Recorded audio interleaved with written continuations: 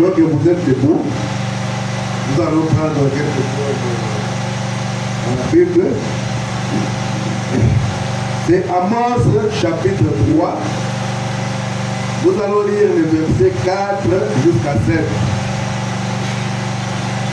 Amos chapitre 3, verset 4 jusqu'à 7. J'ai lu la Bible. C'est une petite exhortation pour ce soir. Les lions rugissent dans la forêt sans avoir une proie. Les lionceaux poussent-ils des cris du fond de sa tanière sans avoir fait une capture?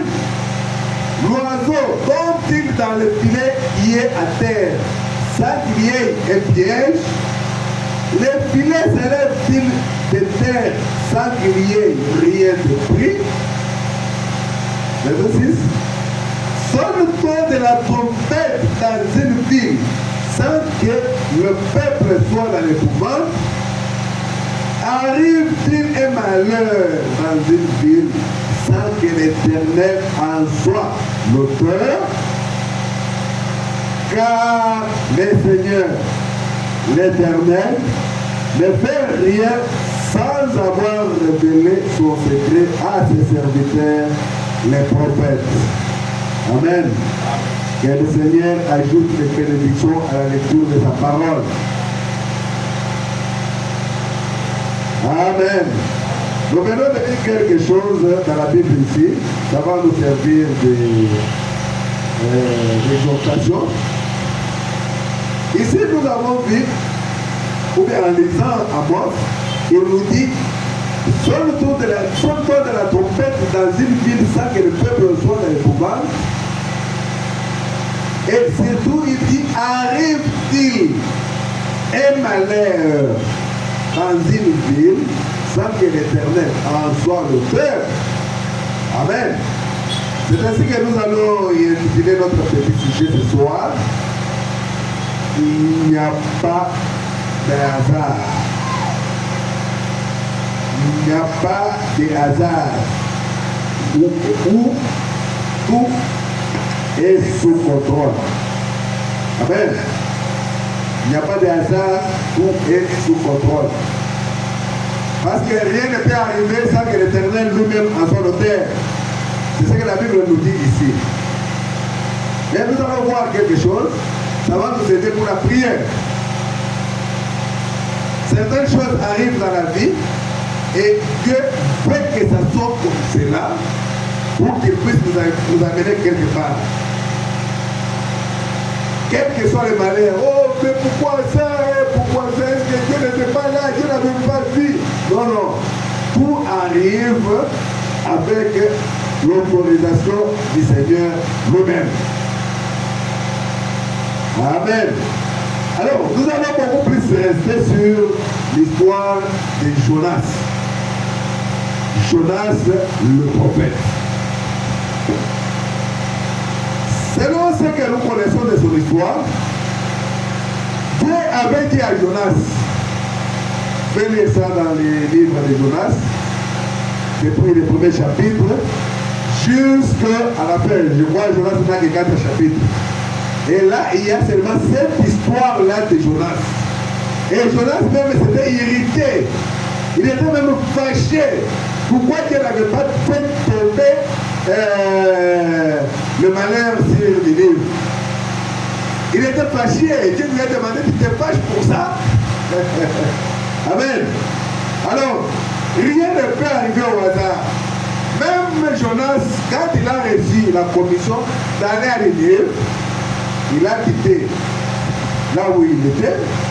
Nous allons lire là dans Jonas chapitre 1er, au verset 1, à partir du verset 1. Et toute l'histoire, vous pouvez lire tous les 4 chapitres, et ça peut vous donner toute l'idée générale. La parole de l'Éternel fut adressée à Jonas, fils d'Amitai, à ces mots.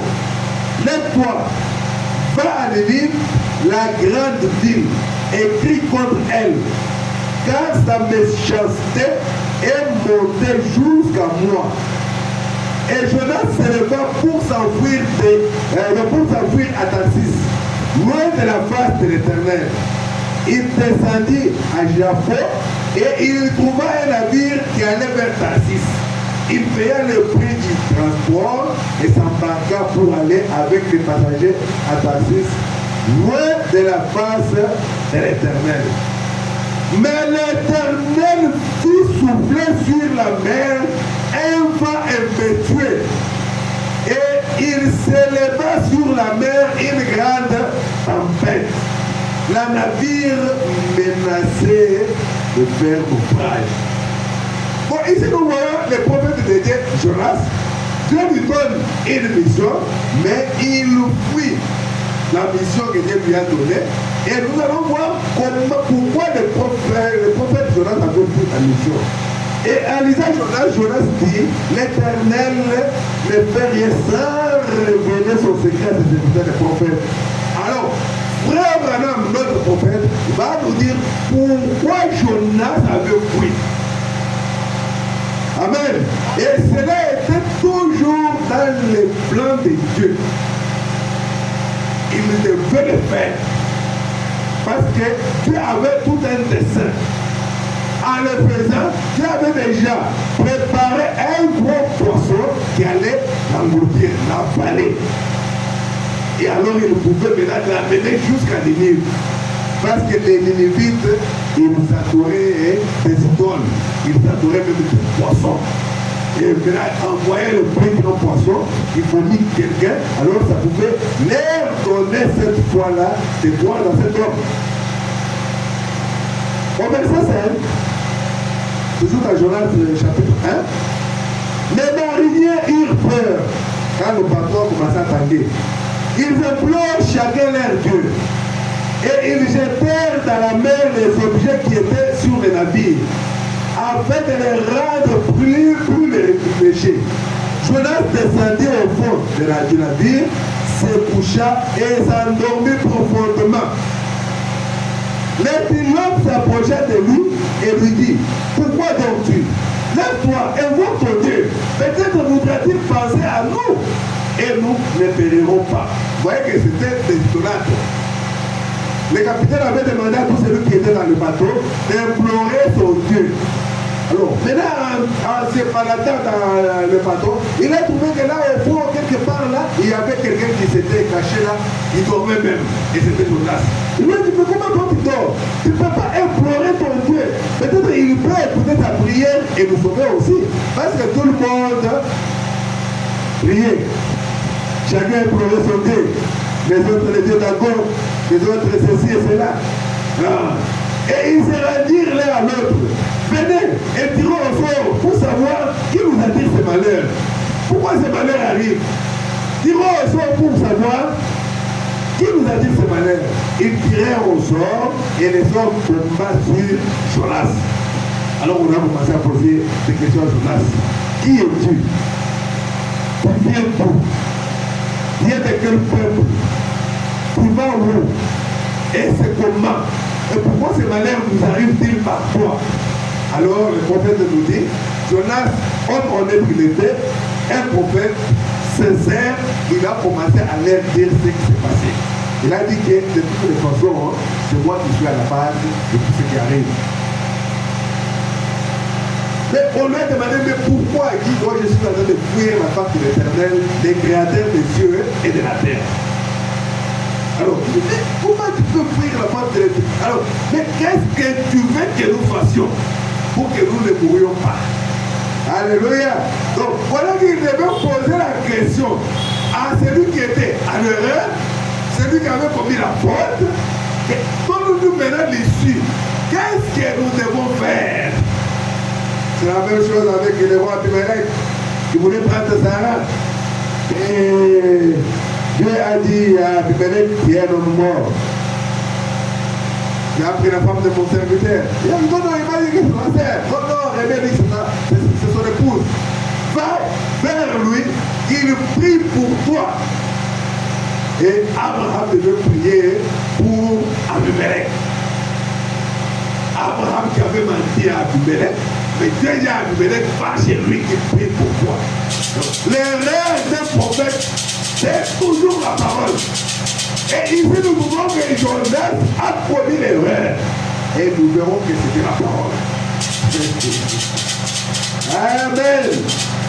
On ne peut pas lire tout jusqu'à la fin, mais seulement quand vous lisez, vous allez comprendre. Quand on a commencé à nous poser des questions, au verset 8, il dit, dis-nous, qui nous attire ce malheur? Quelles sont tes affaires? Et d'où viens-tu? Quel est ton pays? De quel peuple es-tu? Il répondit, je suis hébreu, j'ai craint l'Éternel, le Dieu des cieux, qui a fait la mer et la terre.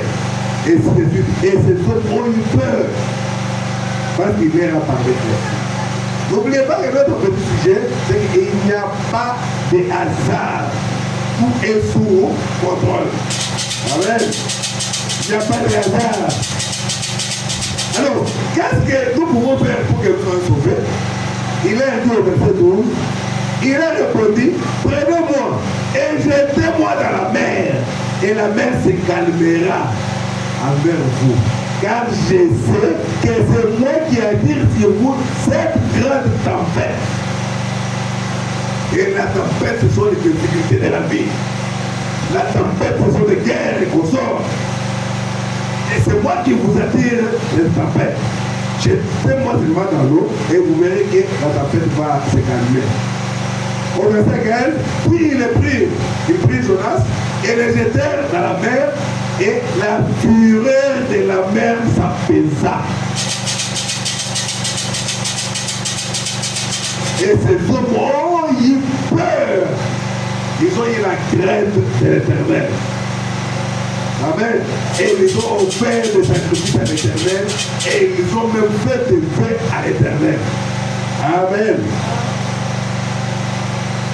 Au verset 17. L'Éternel fit venir, donc dans la Bible en papier, c'est chapitre 2, premier verset. L'Éternel fit venir un grand poisson pour engloutir Jonas. Et Jonas fit dans le ventre du poisson 3 jours et 3 nuits.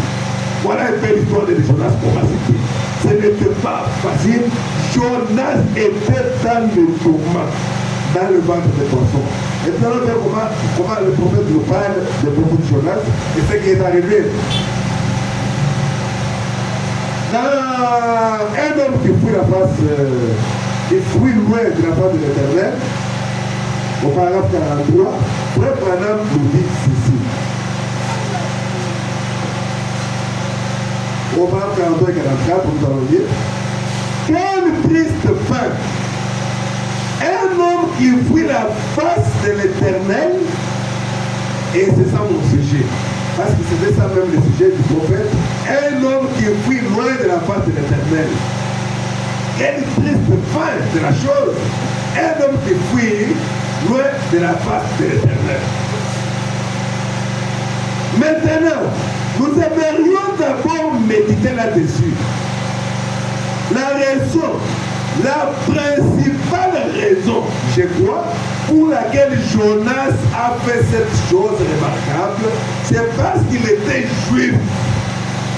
Et il lui avait été demandé d'aller dans une ville de nation pour prier contre elle. Le prophète Jonas, c'était un juif.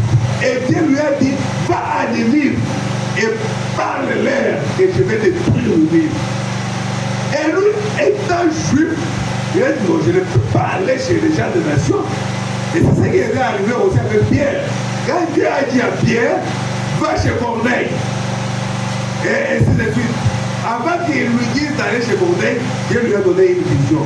Il a dit, attrape ça et mange. Il a dit, oh, je ne peux pas manger quelque chose de pire. Et Dieu lui a dit, il ne peut pas appeler un pire ce que moi, Dieu, j'ai sanctifié et appelé pire. C'est ainsi que lui, qui était juif, Pierre, qui était juif, il est allé mener chez Corneille. Corneille, avec son groupe, ils étaient des Romains. Alors, comme il était romain, il n'était pas juif, donc il était quelqu'un de nation et gentil. Donc c'est dit que les juifs, c'était très difficile pour eux de s'associer avec les gens de nation. C'est ce que Madame nous montre ici. Le prophète Jonas n'a pas voulu aller à Ninive parce qu'il était un juif. Amen. Et il pensait a été demandé d'aller dans une ville de nation pour prier contre elle. Mais il pensait qu'il ne serait pas reçu. En effet, les gentils penseraient, qu'est-ce que ce jour a à faire avec nous? Mais vous voyez, autre chose, ça nous fait voir quelque chose de glorieux ici. À savoir que Dieu n'est pas seulement le Dieu des Juifs, mais il est aussi le Dieu des gentils. Le Dieu n'est pas seulement le Dieu des Juifs, il est aussi notre Dieu. Il est mon Dieu. Il est le Dieu de Marina, il est le Dieu de Juliana, n'est-ce pas? C'est notre Dieu. Amen. Il est le Dieu de Maman Fidéline, il est le Dieu de Rafa, il est notre Dieu. Amen. Alors, Jonas, on lui a dit d'aller à Ninive. Lui a fui, il a commencé à aller vers Tarsis. Il ne voulait pas aller à Ninive. Et puis madame nous dit, c'est parce qu'il était un juif. Il ne voulait pas aller. Il disait, les gentils ne vont pas me croire. Mais comme c'était dans la volonté de Dieu,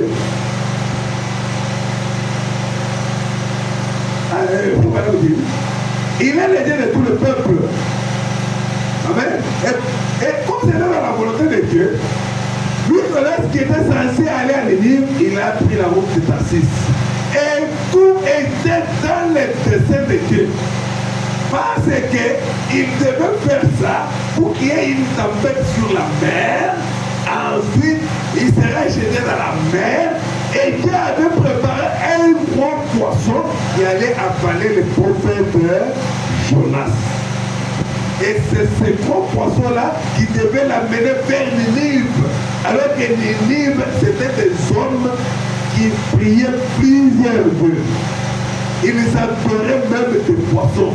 Alors ils ont vu un gros poisson venir vomir le prophète Jonas. Et tout le monde a eu peur, tout le monde a fui. Et Jonas, pendant 3 jours, il a parlé dans Ninive, leur disant que dans quelques jours, je vais frapper Ninive. Mais ce qui était curieux, tout Ninive l'a écouté. Les gens qui vivaient dans Ninive, ils ont écouté ce que Jonas disait. Ils ont commencé à pleurer, à se repentir, à gêner. Et cela est arrivé même vers le roi. Le roi a appris qu'il y a un prophète juif qui est en train de dire que Dieu va détruire Ninive. Et le roi, quand vous lisez dans Jonas là, Jonas n'a que 4 chapitres. Et quand vous lisez, vous avez toute l'histoire. Alors, Jonas, en parlant, le roi a appris ça. Le roi a envoyé des gens partout pour dire dans tout Ninive qu'il devait jeûner, rien manger, rien boire. Même les animaux ne devaient rien manger. Alors ils ont porté des sacs, ils se sont mis de la cendre sur le corps et ils déploraient la grâce de Dieu. Et Dieu n'a pas détruit Ninive. Et le prophète Jonas s'est irrité contre Dieu. Oh, mais c'est ce que je me disais. Est-ce que Dieu peut se repentir de ce qu'il avait dit, qu'il allait détruire Ninive? Et il a commencé à se poser des questions. Et Dieu lui a posé la question. Dieu, tu t'irrites pour ça? Alors Dieu a fait croître un arbre là qu'on appelle le sein, et c'est là qu'il s'était appliqué. Et le jour suivant, l'arbre avait séché. Il s'est encore irrité. Et Dieu lui a dit, tu t'irrites à cause de cet arbre qui habite le jour, la nuit, et l'autre nuit, l'arbre a séché, et tu t'irrites, tu as des soucis pour l'arbre. Bon, et maintenant, moi, les Ninivites qui sont mes créatures, à combien de fois de raison je devais avoir à cœur leurs problèmes. C'est ainsi que je leur ai accordé cette grâce. Alléluia. Et c'était dans un but. Et le problème nous dit ceci.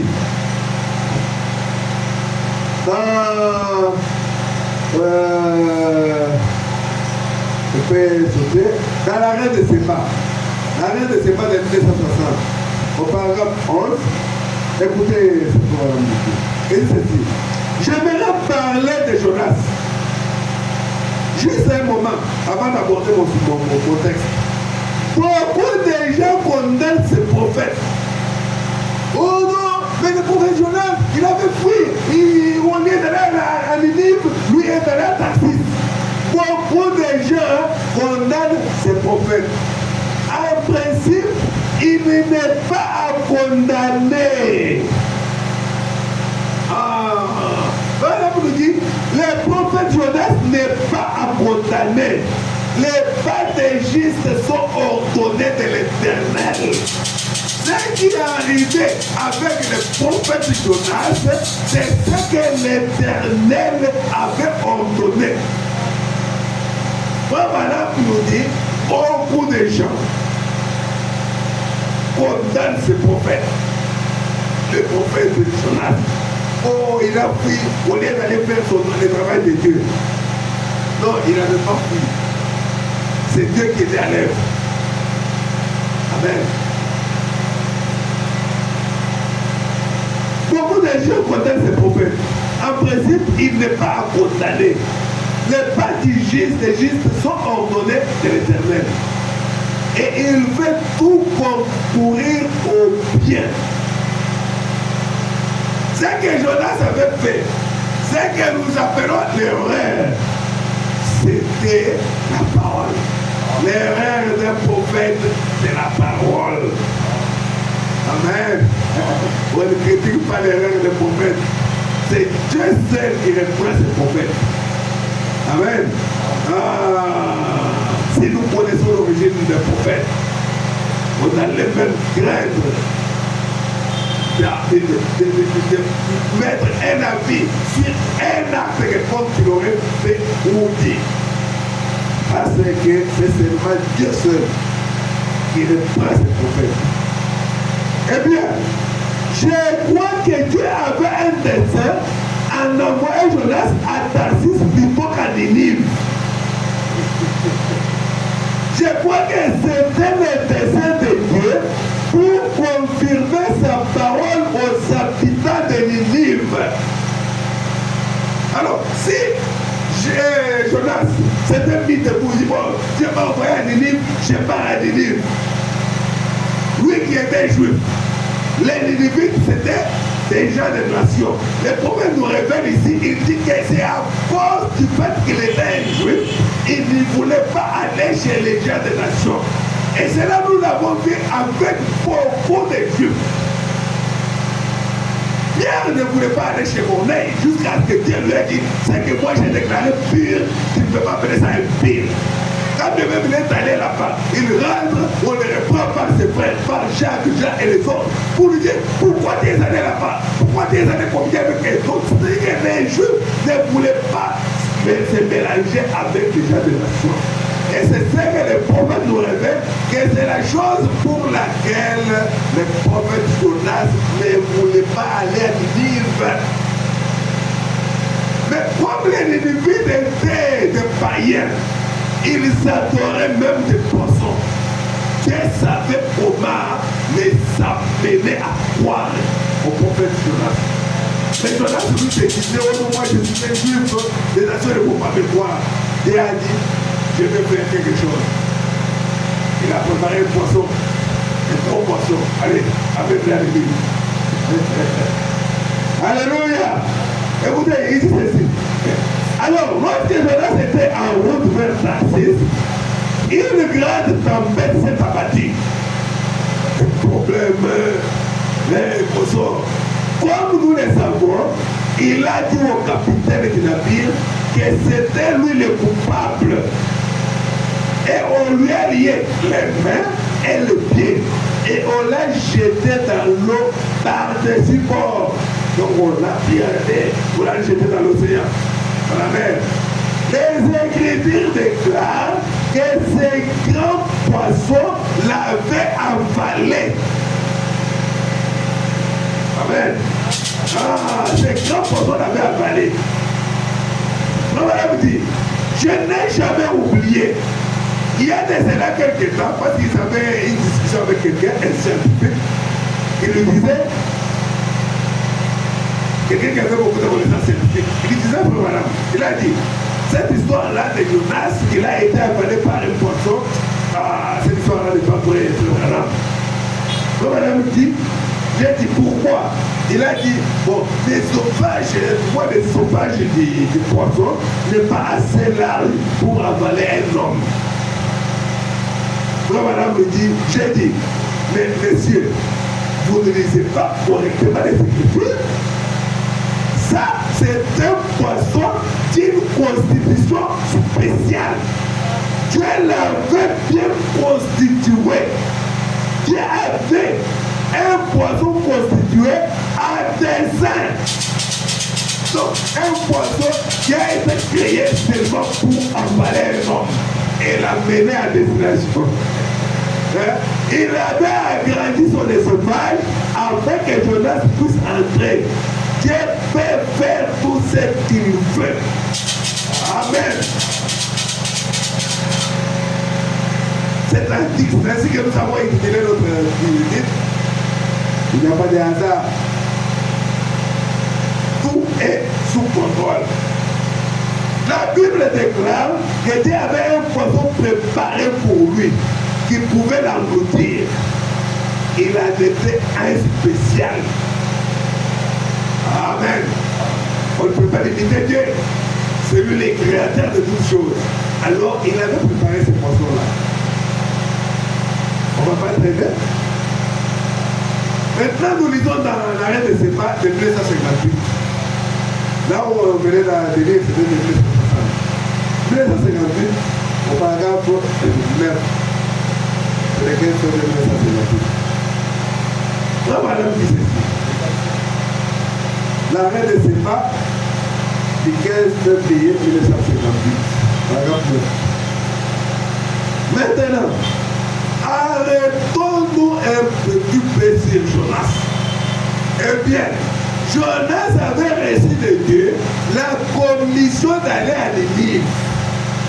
Et il n'y a rien qui soit juste un hasard. C'est ça notre titre d'ailleurs. Il n'y a pas de hasard.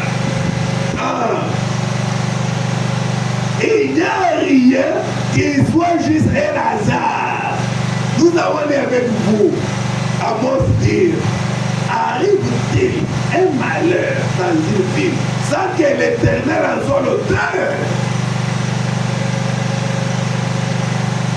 Non.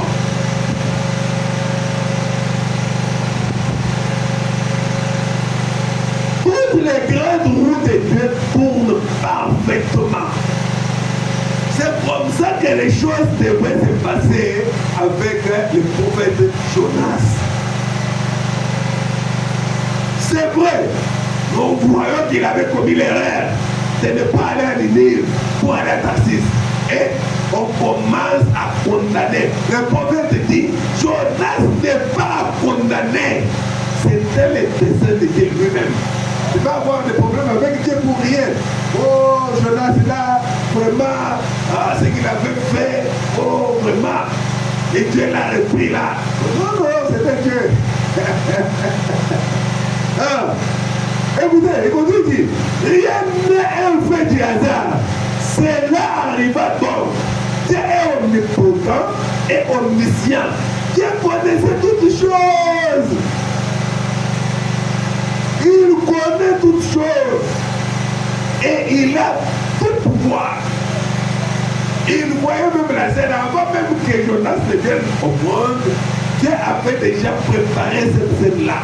Et Jonas devait être avalé par un poisson pendant 3 jours et 3 nuits. Et le Seigneur Jésus-Christ appelait, il a dit, cette génération méchante demande ainsi. Il n'y aura pas d'autre signe que celui de Jonas. Alléluia. Oui, quand Jésus est venu, il a dit, cette génération qui me demande que je leur fasse un miracle, il n'y aura pas de miracle que celui de Jonas. 3 jours et 3 nuits sur la terre. Alléluia. Alors que c'était une erreur pour Jonas, mais c'était la parole. L'erreur de Jonas, c'était la parole de Dieu. Rien n'est un fait du hasard. Cela arrive donc. Dieu est omnipotent, il est omniscient. Il connaît toutes choses. Il a tous les pouvoirs. Ainsi, comme Jonas était en route vers Ninive, ou plutôt vers Tarsis, essayant de trouver un chemin plus facile, parce que normalement les navires allaient dans cette direction-là, il a trouvé que c'était un chemin pour aller loin de Dieu. Alors que peut-être que le Seigneur l'a envoyé vers cette ville-là, à Tarsis plutôt qu'à Ninive. Lui pensait qu'il était en train de fuir la face de l'Éternel pour aller à Ninive. Alors que c'est l'Éternel qui l'a envoyé par ce chemin-là. Pour qu'il y ait des troubles sur les eaux et que Jonas soit appelé par les poissons et que les poissons l'amènent jusqu'à Ninive. Mais comme il allait avec le message de condamnation, il allait frapper Ninive. Mais Ninive, ils ont écouté le message de Jonas. Et ils ont gêné toute la ville. Et leur roi a gêné. Ils ont porté des sacs parce que la nouvelle est arrivée jusqu'au roi. Et il a ordonné que tout le monde fasse des gènes, même les vaches, même les bétails, que personne ne mange ni ne boit. Et Dieu a parlé de lui. En lisant, vous verrez que Jonas s'était fâché. Pourquoi Dieu n'a pas frappé les livres? Pourquoi me faire faire un travail comme ça difficile? Et par après, il n'a pas frappé les livres. Hein? Et Dieu lui a demandé, tu te fâches pour ça? Et Dieu lui a fait, comme on a dit aussi, vous lisez, vous verrez que Dieu lui a fait 3 traits d'arbres, là qu'on appelle un saint, et c'est là qu'il s'est reposé. Et c'est là est sorti la nuit, et la journée c'était quand même reposé, et l'autre nuit, là on va sécher. Et Jonas s'est encore fâché. Et c'est Dieu qui l'a mené à le faire comprendre ce qu'il faisait. Il s'est fâché. Et Dieu lui dit, tu es irrité à cause du ricin, un arbre qui a vu les jours la nuit et qui a séché une autre nuit, et tu te fâches pour ça, à cause d'un arbre. Pour une plus forte raison, moi, je l'éprouvais pour les Lévites qui sont mes créatures. C'est Dieu qui parlait maintenant à Jonas. Jonas s'était fâché. Dieu devait frapper. Alléluia. Si vous lisez tout ça, donc Jonas chapitre 1 jusqu'au chapitre 4, il me dit, voilà, vous verrez que c'est ça, cette histoire. Et Dieu l'a envoyé vers Tarsis, donc Ninive, mais en passant par Tarsis. Le livre n'est pas que c'était comme ça.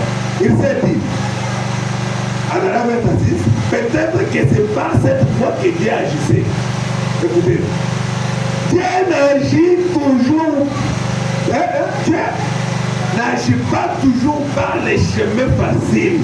Peut-être que nous faisons beaucoup d'illusions. Ou bien pourquoi? Non. Dieu n'agit pas par un chemin facile. Dieu pouvait prendre les enfants d'Israël depuis l'Égypte. Et le prophète dit que c'était une marche de 4 jours. Ils étaient déjà grands, mais ils ont fait 40 ans. Dieu n'agit pas toujours par les chemins faciles. Et avec les choses qui sont à la portée et à votre main, à la portée de votre main. Non. Des fois, vous devez combattre pour accomplir la volonté de Dieu. La facilité n'est pas de Dieu. Non. La facilité n'est pas de Dieu. Paragraphe 10, continue, dit. Ainsi donc, nous voyons alors notre prophète ce soir, alors qu'il est monté à bord du navire, et qu'il surveille une forte agitation sur la mer. Les gens lui ont lié les pieds et les mains. Ça nous arrive. On est dans des problèmes. Je ne sais pas comment faire. Comment la famille va manger. Comment je dois payer mes minervales. Comment je dois me marier. Comment je voyager. Comment je dois faire ceci ou cela. Donc presque lié, je me trouve vraiment ça le problème. Et pour madame va nous montrer que personne d'entre nous n'a eu des problèmes aussi graves que ceux de Jonas. Il était dans un poisson. Il dit ceci. Les gens lui ont lié les pieds et les mains et l'ont jeté hors du navire. Et Dieu avait préparé pour lui un très grand poisson. Et ce dernier avala le prédicateur. Ah, il n'y a pas de hasard. Et deux projets de Dieu arrivent un malheur par une ville sans qu'elle revienne à son terre. Donc, c'est Dieu qui savait ce qu'il faisait. Parce que les Lévites devraient voir les trois poissons. Ils adoraient les poissons, mais là, ils devaient voir les plus grands des poissons. Alors, faire sortir quelqu'un de sa bouche. Et tout les livres avec lui. Parce que Dieu ne voulait pas bien faire de livres. Un beau poisson l'a avalé. Paragraphe 11, il continue dit, eh bien, cette mer rouleuse et ce prophète rétrograde, les mains liées dans les dos, les pieds liés dans le ventre du grand poisson, au fond de l'océan. J'ai toujours pensé à ça quand je vois des gens qui regardent aux symptômes.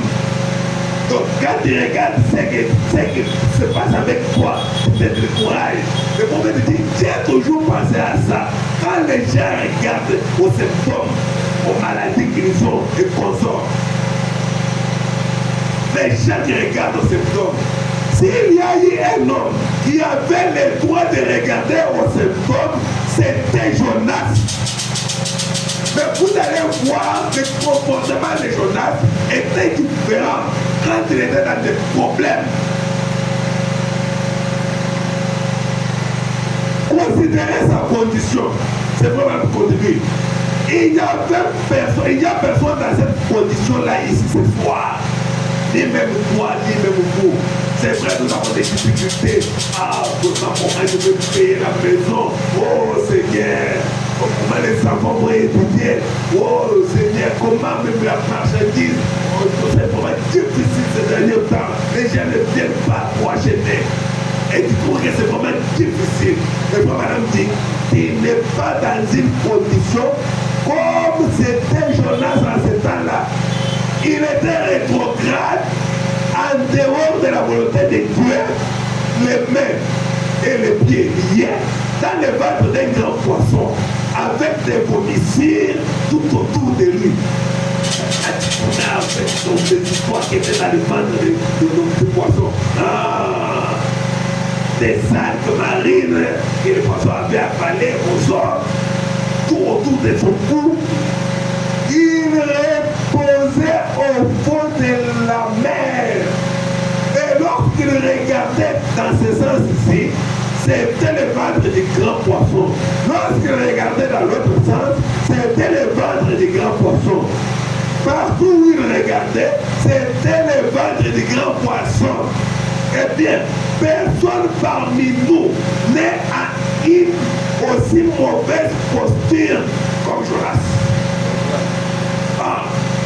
Mais nous nous plaignons beaucoup.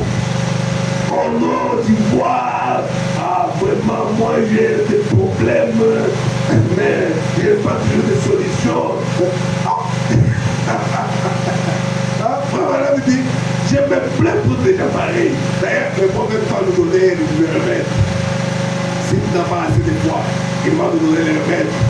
Parce qu'il n'y a pas de hasard. Tout est sous contrôle. Et le remède est simple. C'est apprendre au ADC. Amen. Eh bien, personne parmi nous n'est à une aussi mauvaise posture. Et savez-vous ce qu'il a dit? Il a refusé de regarder au ventre du grand poisson. Refuse de regarder ton problème là. Pour dire, ah, ce problème ici, vraiment. Non, non. Dis, moi je refuse de regarder ça. Non. Il a dit, ce sont des symptômes trompeurs. Je refuse de regarder dans mon ventre du grand porteur.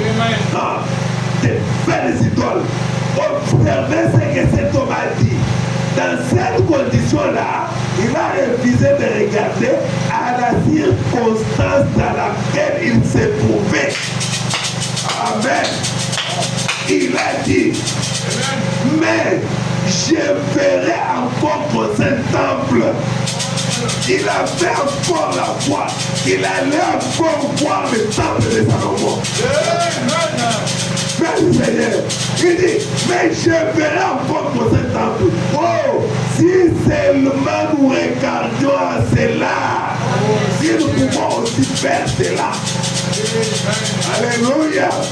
Regardez au sacrifice qui a été déjà donné une fois pour toutes. Il est entré avec son propre sang. Les souverains sacrificateurs, les consommateurs de notre foi, notre confession. Ah. Au verset de paragraphe 12. Et Jonas savait que lorsque Salomon avait fait la dédicace de ce temple-là, il avait dit. Donc il s'est rappelé de ce que Salomon avait dit. Et nous allons voir qu'est-ce que le prophète dit de Salomon. Il dit, d'ailleurs Salomon, c'est dans Salomon qu'il a mis sa foi, sa confiance dans un homme terrestre. Un homme terrestre. Et le prophète ajoute qu'il a même rétrogradé Salomon. Mais sa prière demeurait toujours accomplie pour raison avec un homme qui a été transporté par des anges. Alléluia. Et vous avez dit, Éternel, si ton peuple, où qu'il se trouve, a des ennuis et qu'il tourne ses regards vers ses saints liés et prie, alors exauce les cieux. Et Jonas a placé sa confiance dans la prière de Salomon. Alléluia. Dans ces circonstances-là, et si Jonas, dans ces circonstances-là, a pu placer sa foi dans la prière d'un homme qui était un homme terrestre. Dans ces circonstances-là, si Jonas a pu placer sa foi dans la prière d'un homme qui était un homme terrestre et qui plus tard a rétrogradé, à côté plus votre raison, déroulons-nous ce soir dans les circonstances négligeables où nous nous trouvons. Regardez vers ce peuple-là où Jésus est assis à la droite de Dieu avec son propre sang pour intercéder sur base de nos confessions. Lui, à la droite de Dieu pour intercéder. Eh bien, nos petits symptômes ne signifient rien. Ne regardons pas ce que nous avons comme problème. Regardons au sacrifice et dites que c'était pour moi. Alléluia. Ah. Et là, nos petits symptômes ne signifient rien. Oh, combien Dieu fait que nous regardions à ce qu'il a dit. Amen. Prenons le prophète Jonas. Il était dans des difficultés. Dans le ventre d'un poisson. Dans un milieu d'eau. Et puis au fond de la mer. Il s'est dit, je crois qu'un jour j'ai révéré le temple. Il s'est appuyé sur la prière de Salomon, qui était un homme terrestre et qui par la suite il avait même regardé. C'est le prophète qui parle. Alors vous avez un problème. Alors prenez ce que le prophète vous donne comme remède. C'est apprendre tout simplement. Pour laisser. Alléluia. Amen. Si le prophète Jonas pouvait avoir foi dans la prière de nos terrestres, qu'il, par la suite, il avait rétrogradé. Salomon avait rétrogradé, il était devenu idolâtre avant de mourir. Alléluia. Mais il était toujours l'homme de Dieu. Mais à combien plus forte raison? Prenons dans celui qui est en vous. C'est prêché le 10 novembre 1963. Celui qui est en vous. Madame 261. Je crois que madame nous donne le remède. Je pense qu'on va terminer avec cette explication.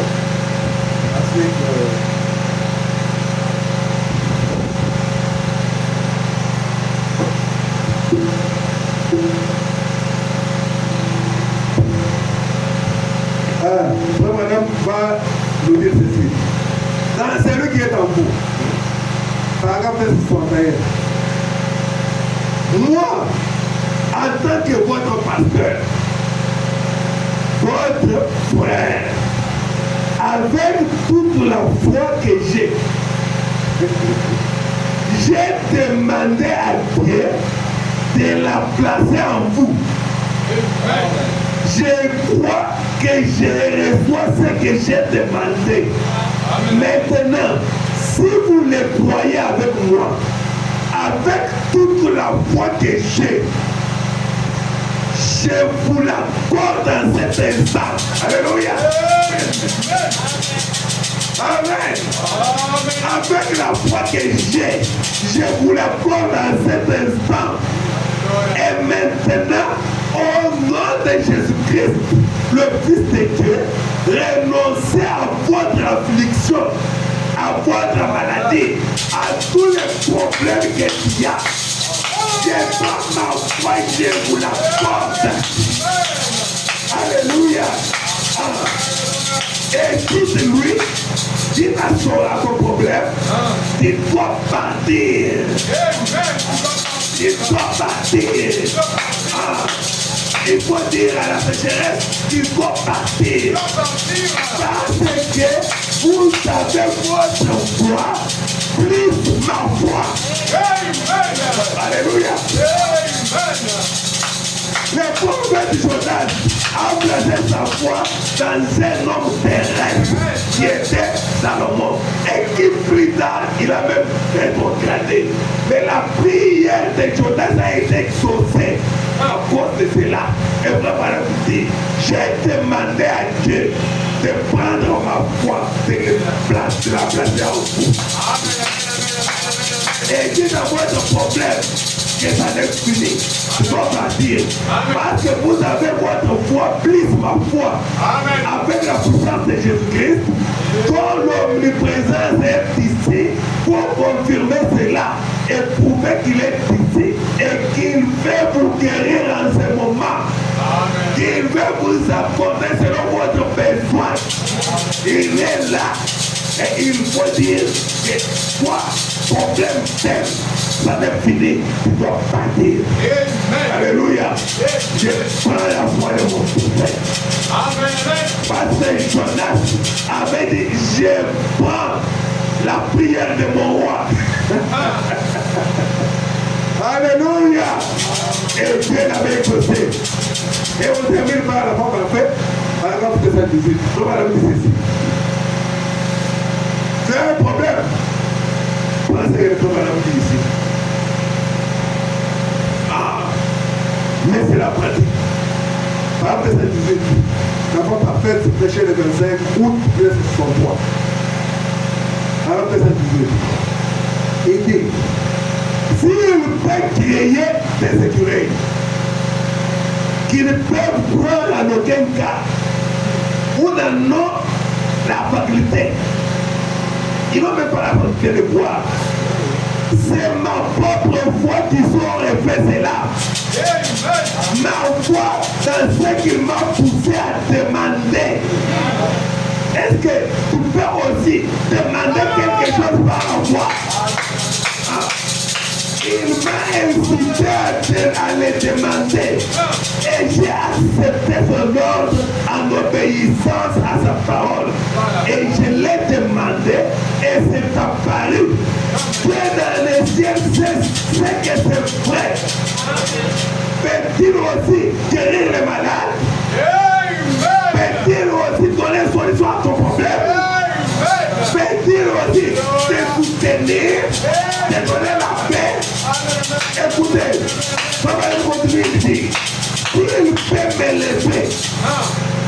maintenant ma foi ici en haut, même pour les gens, même si eux ne peuvent crever jusqu'à ce cadre-là, s'ils n'y arrivent pas, ils peuvent utiliser ma foi. Ils peuvent m'élever jusqu'à cette place et j'y monte pour vous. Je crois pour vous. Je parle pour vous. Alléluia. Je suis votre frère. Et en tant que votre frère, je me tiens là comme intercesseur. Et j'essaie de mon mieux de vous garder devant Dieu. Et je suis debout juste ici devant les bonnes blancs. Et vraiment, ne me raconte pas des histoires. Un prophète, quand il parle de là où il est. Il dit, je m'étais ici devant les bonnes blancs. Une fois, il devait prier pour une fille. Alléluia. Il a placé ses mains sur la fille qui était aveugle. Il a commencé à prier. Et ensuite, il a dit, maintenant, ma fille, tu veux avoir les yeux de quelle couleur? Alléluia. Elle a dit, je vais avoir les yeux de couleur bleue. Je te l'accorde. Tu peux voir. Et il dit, frère Neville, ce n'était pas une vision.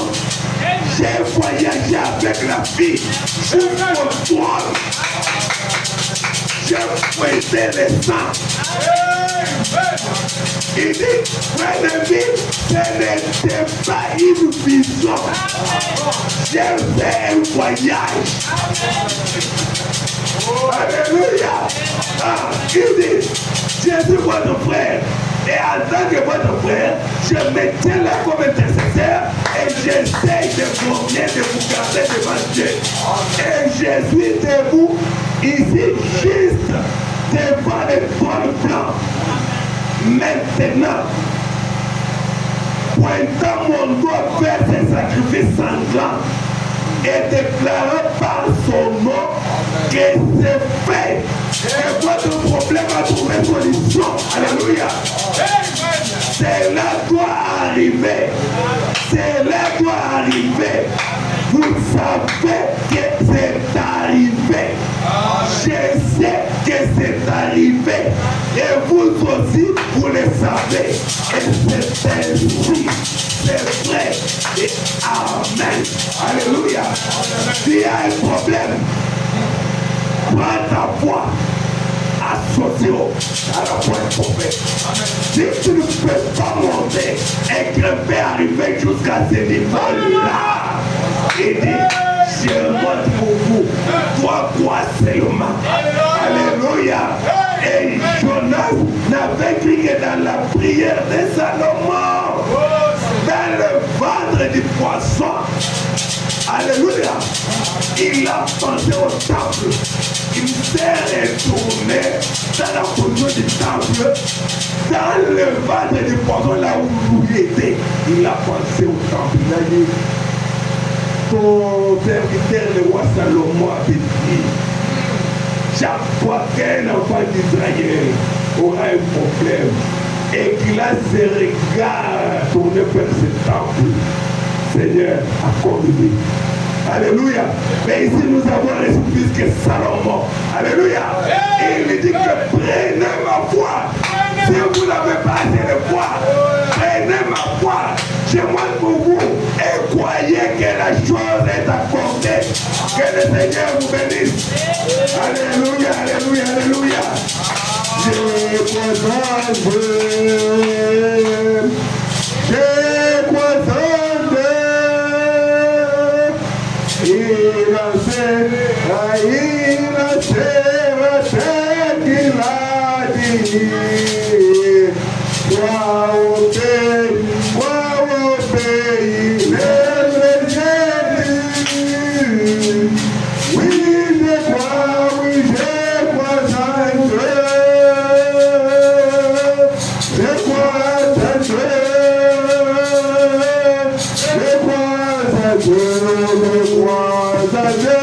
Il a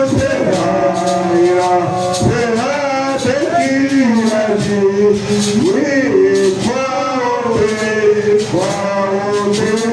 Lève les yeux, lève les yeux. Oui, je crois, oui, je crois en Dieu. Alors, je crois en Dieu.